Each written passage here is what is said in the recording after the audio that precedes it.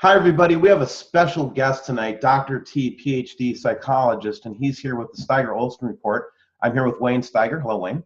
Hello, Steve. And Dr. T. And Dr. T, I'll let you introduce yourself for a moment, if you don't mind, and just kind of give us a little bit of background, and then maybe, if you don't mind, take us down the perceptions of the Nibiru System and Cognitive Dissonance Theory. Sure. Good evening, everyone. Steve and Wayne, thanks for having me on. Thank you, Dr. T, by the way. Welcome to the show. Yes, welcome. Thank you. Very, very welcome. So I'm a doctor of psychology, and this has been a 20-year step so far. I used to teach at university. I was a professor at the university, a state school, which was wonderful. And then I went from there doing cognitive research, and then taking another step in a different direction and looking at addiction and drug abuse, as well as now working with children with special situations. And but along that entire path has been, the issues of, the uniqueness of our human intelligence and our cognition and how we think about things. And I've been listening to you folks, Steve and Wayne, for several months, as well as some other individuals online on the different YouTube channels. And often I find you folks getting, flack for some of the information that you're providing, and you're doing it in just a way I like it. I mean, it's very down to earth and just very explicit. It's just, here's the detail.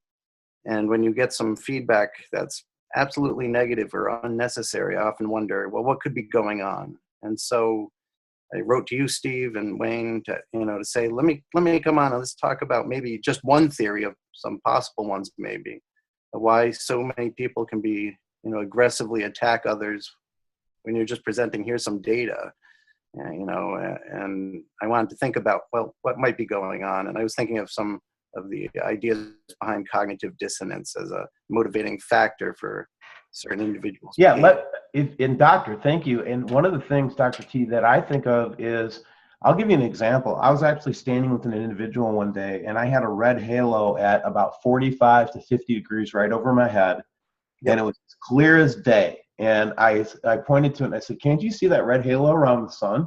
And they're like, no, I can't see it. I could photograph it. I could show it to Wayne. He would say, yeah, I've seen that. But it's like some people see it and some people don't even, you can point it right to them and say, look at this phenomenon. What do you think it is? I don't see anything. Yeah.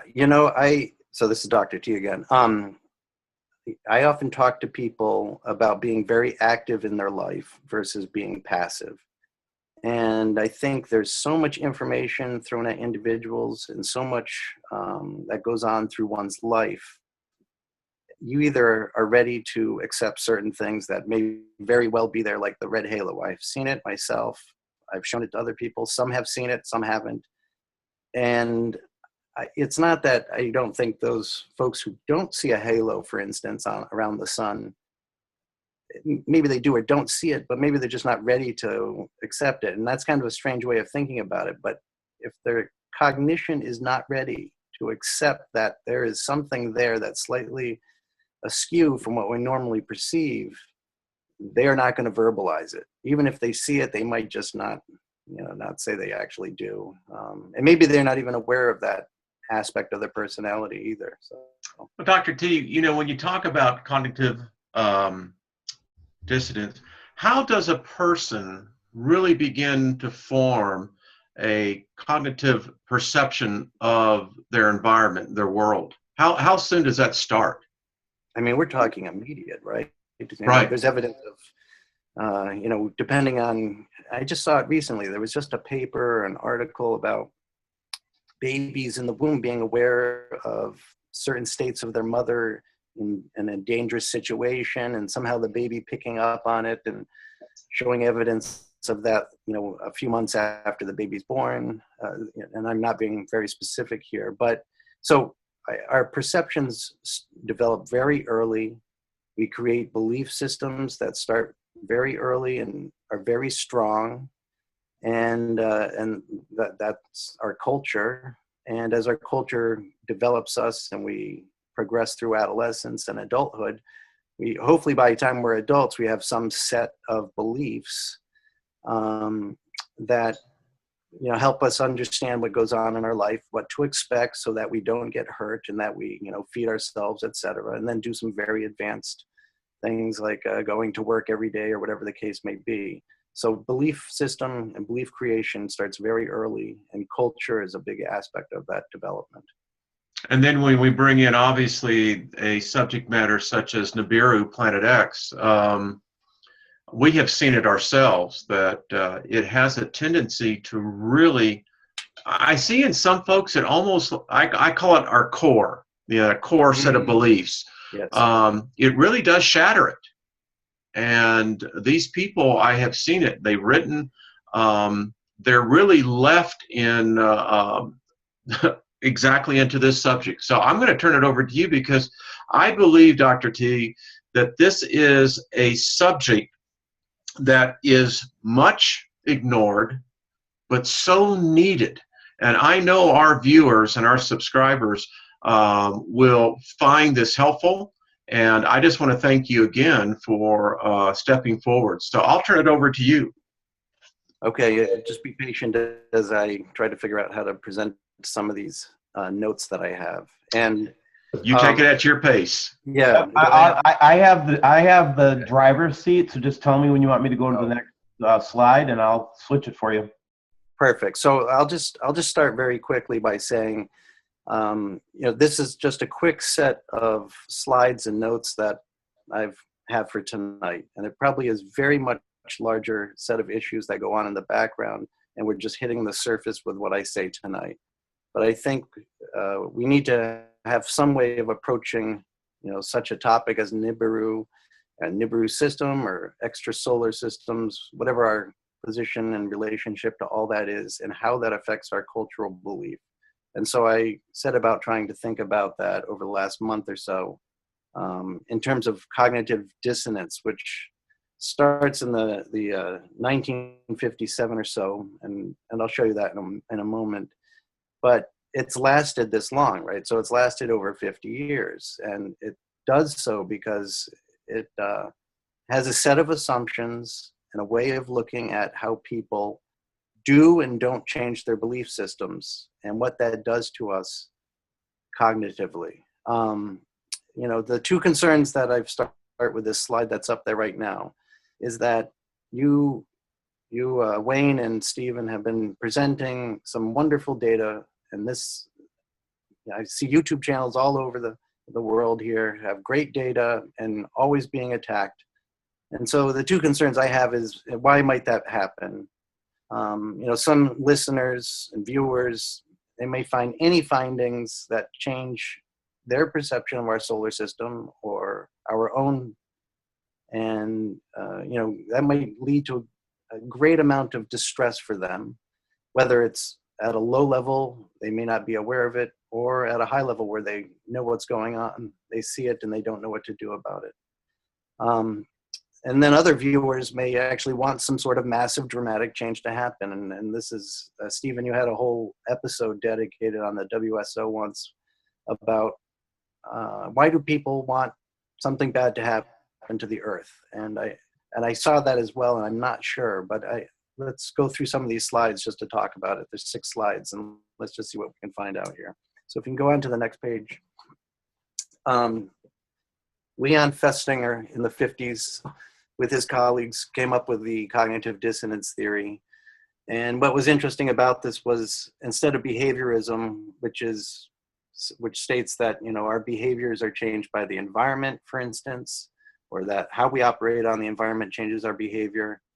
Festinger was saying our actions are actually changing not the black box, but in fact our beliefs and attitudes, and we can know those aspects of our personality. Our beliefs, our attitudes, how they develop, and are dependent on our actions.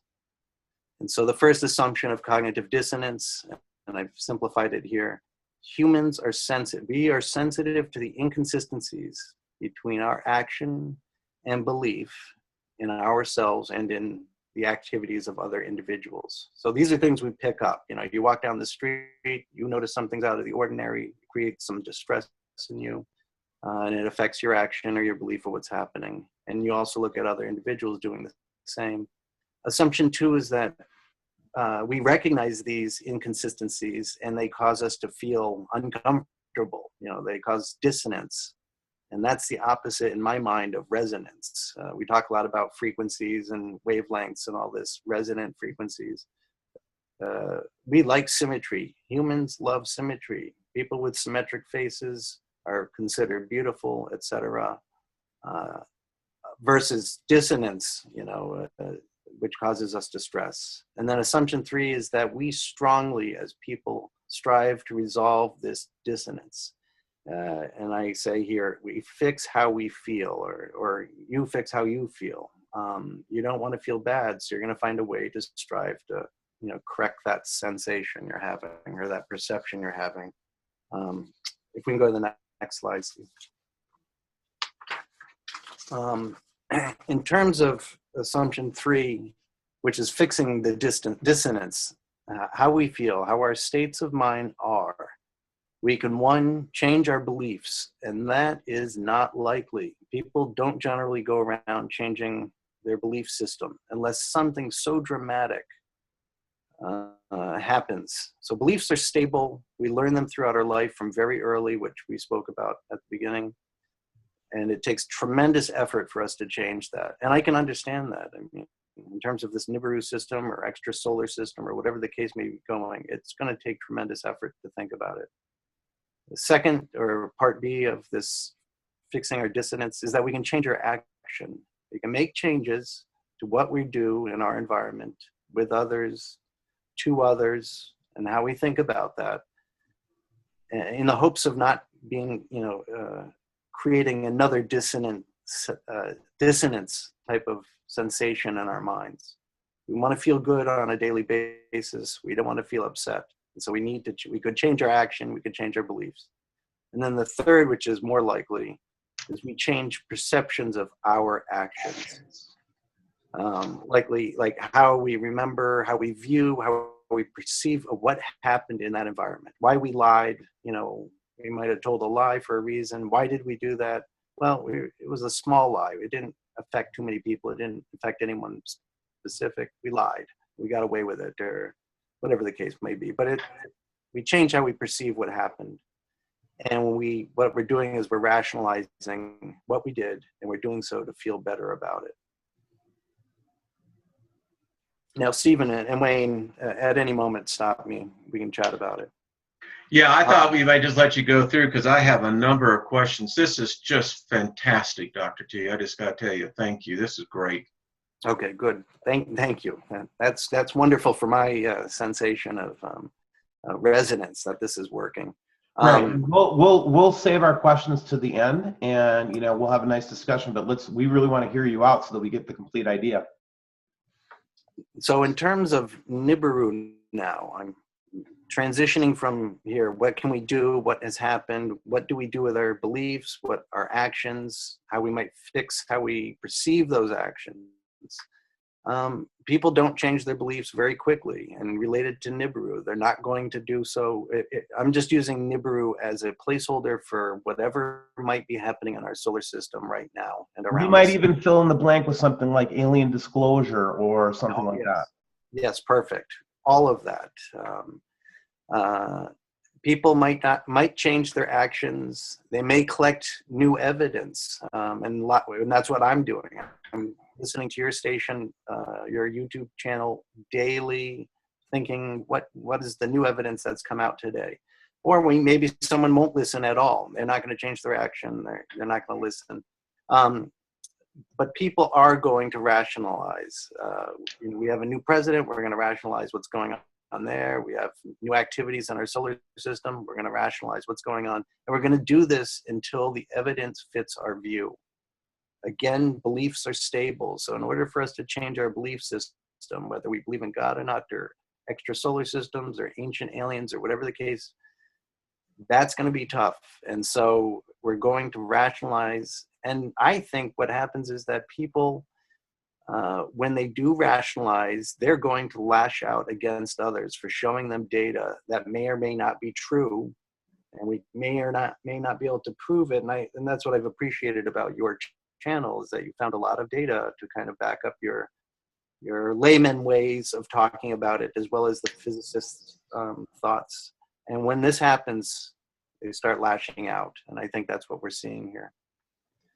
So,